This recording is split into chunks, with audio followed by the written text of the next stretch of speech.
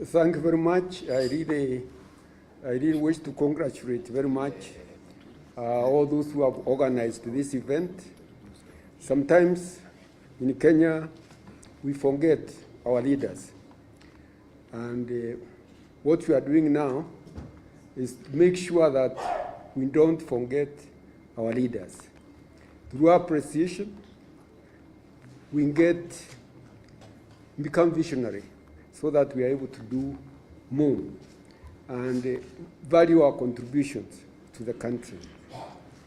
I want to say that the professors who spoke to us about KIBAKI, I think they spoke very well, but I think they forgot a few things which would have even made their presentations very strong. And this is education. I think KIBAKI made a great impact in this country on education, not just primary. You know, because the party came with the free primary. But soon after that, KIBAKI introduced free day secondary so that to expand, the middle, the middle education. So that really expanded education in this country. It did not stop there. He also introduced Tibet technical education so that every county, and to have a technical institute to empower people. More than that, he expanded the university education from 6 public universities to 22. And soon after, the number went even up to, I think, 33, 34. So for me, the impact that KIBAKI has had on education is really what is transforming this country. There's no doubt. Sometimes we get a bit worried about the youth in the country, but the youth has been empowered. So we have a responsibility as leaders to make sure that we act ahead of the youth by expanding the economy.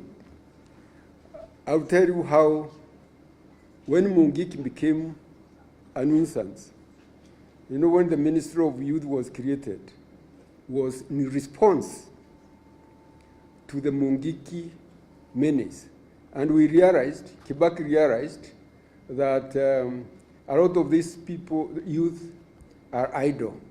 What do we do to make sure that they have opportunities for employment?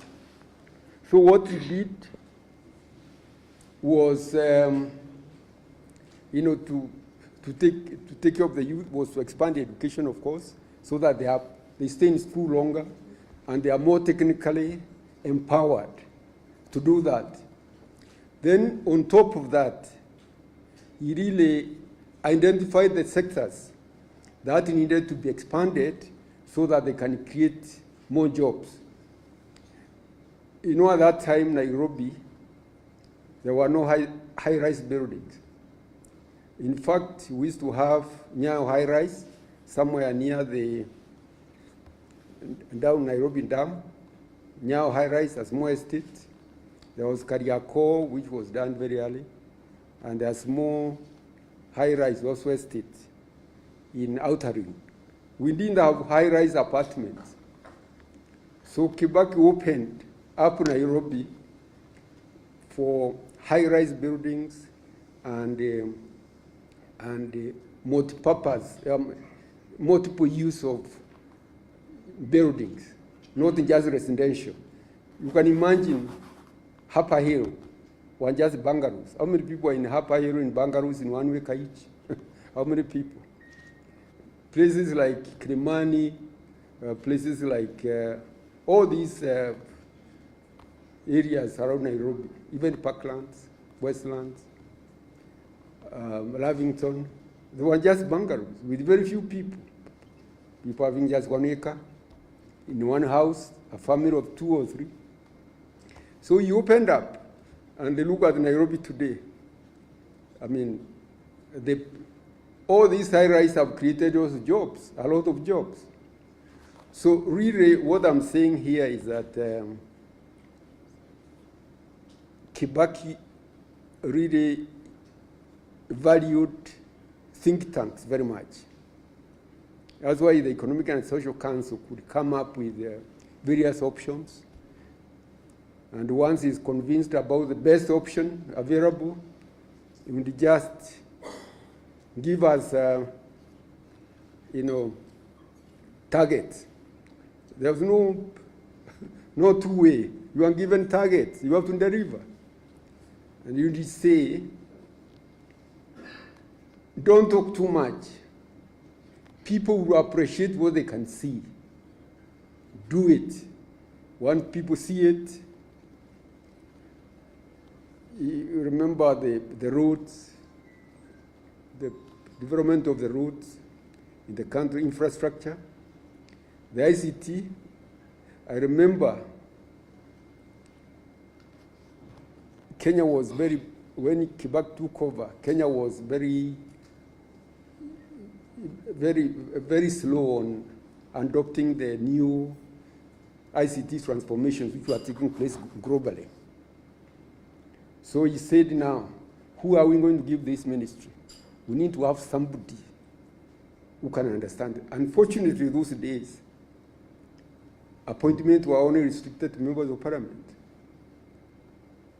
So we got one of the members of parliament, Kagwe, who had been in information, who had been, I think, a director in the Ministry of Information. He could understand more about information technology. Then he asked now, and the permanent secretary, where do we get one who can understand this ICT? Morage said, he knows of somebody, a Kisi, demo, in the university, who was in America, and he is very good in that area. So the two people are appointed. And the first thing they did was to review where we were.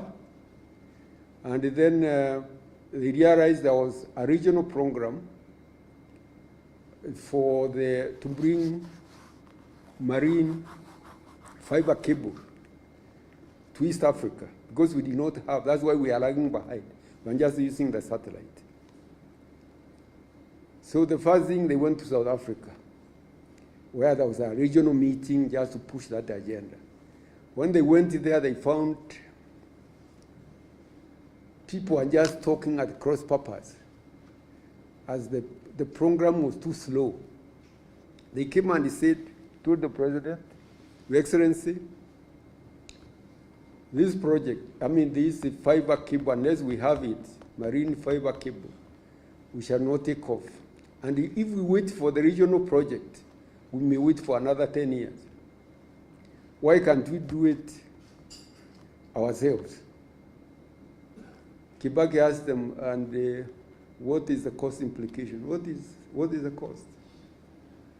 He told them it's about $130 million, and he consulted with some companies. About $130 million, they would land the marine fiber cable in Mombasa. Then the president said, yeah, we don't have that $130 million, but we can find it. I'm sure we should be able to find that money in our budget. Go ahead. It's as simple as that. You convince him, he tells you, go ahead, we shall find the money in our budget. Now, I don't have to elaborate where Kenya is now on ICT. It was so bright and so forward-looking that any idea that could make a difference, he embraced it and then moved very fast. The highways, the Thika Road. The parliament was complaining, members of parliament were complaining, the road was in very bad condition. It needed to be recarpeted. What do you call it? Recarpeted, refurbished. It was just 4 lanes from Nairobi to Thika. So we sent Kamau, who was the roads engineer, to African Development Bank. He went there,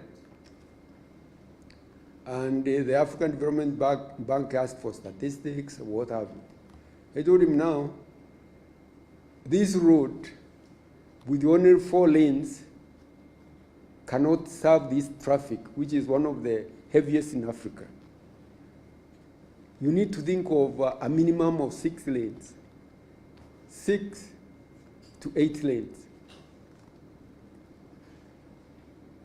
for it to make sense. So they came and briefed the president. President told them, I think those people are making a lot of sense. Let's do it. We shall try to improvise money and do it. At that time, that $1 billion was like a lot of money. But once that road was done, in fact, it was done in a period of about 2 to 3 years, perfectly. That gave Kenya ambition about highways.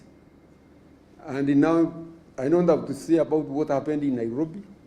I don't have to tell you what happened in the rest of the country, because we developed a lot of highways throughout Kenya. And Kenya now is one of the best served countries in Africa in highways.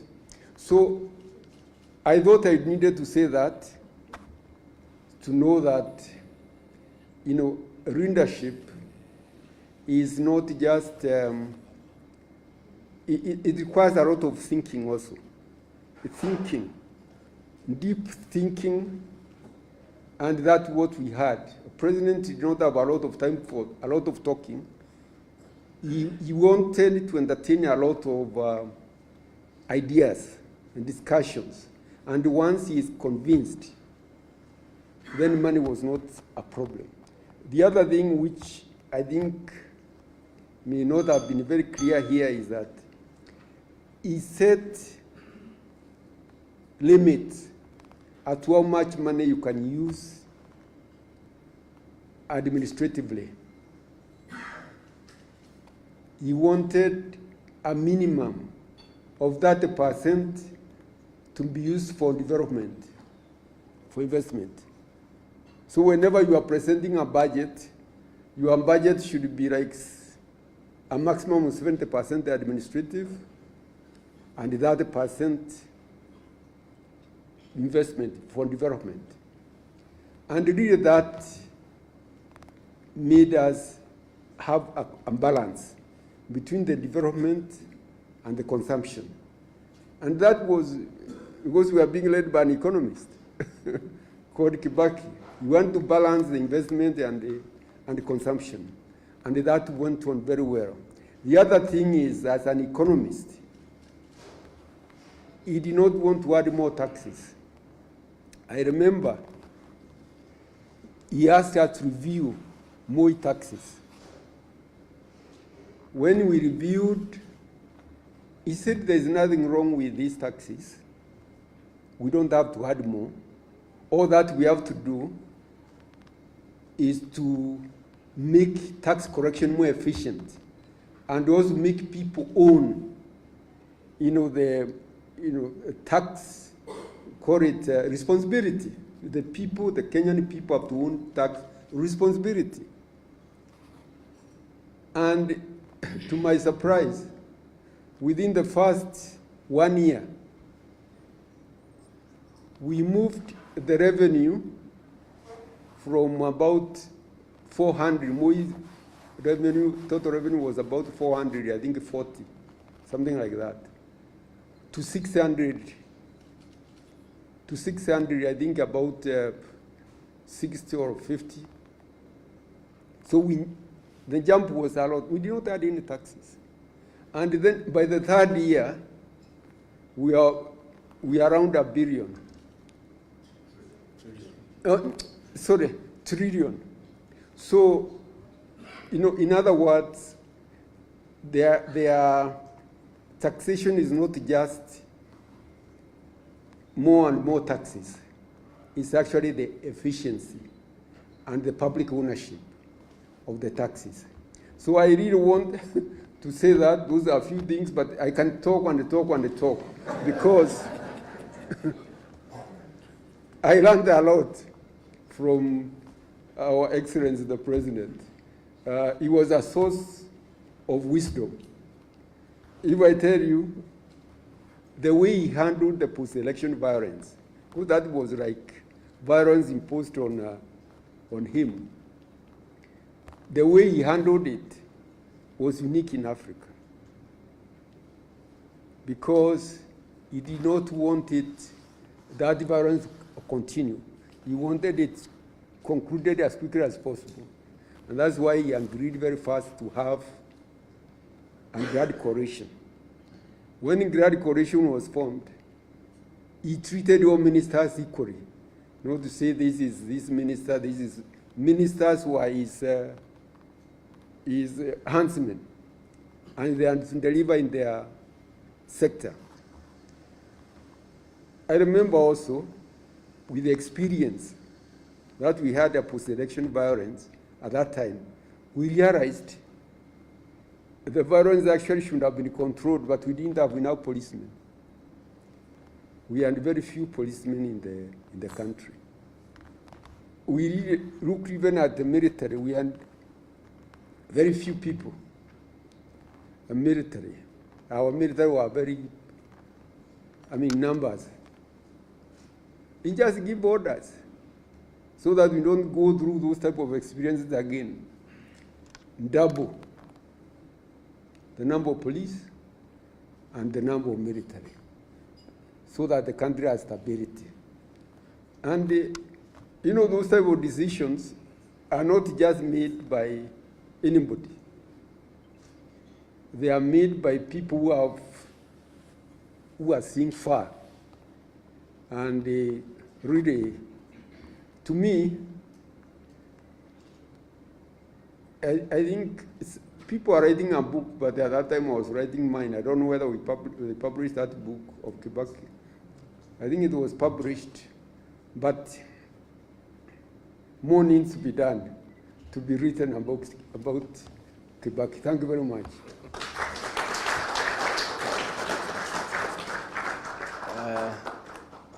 Attorney General Emeritus Justin Muturi, please don't be as brief as the ambassador. Don't be as brief as the ambassador. Exactly. He was too brief. Thank you to the family of His Excellency President Mwai Kibaki, the organizing committee, the panelists, and all of us that have attended this second lecture. Good afternoon. I will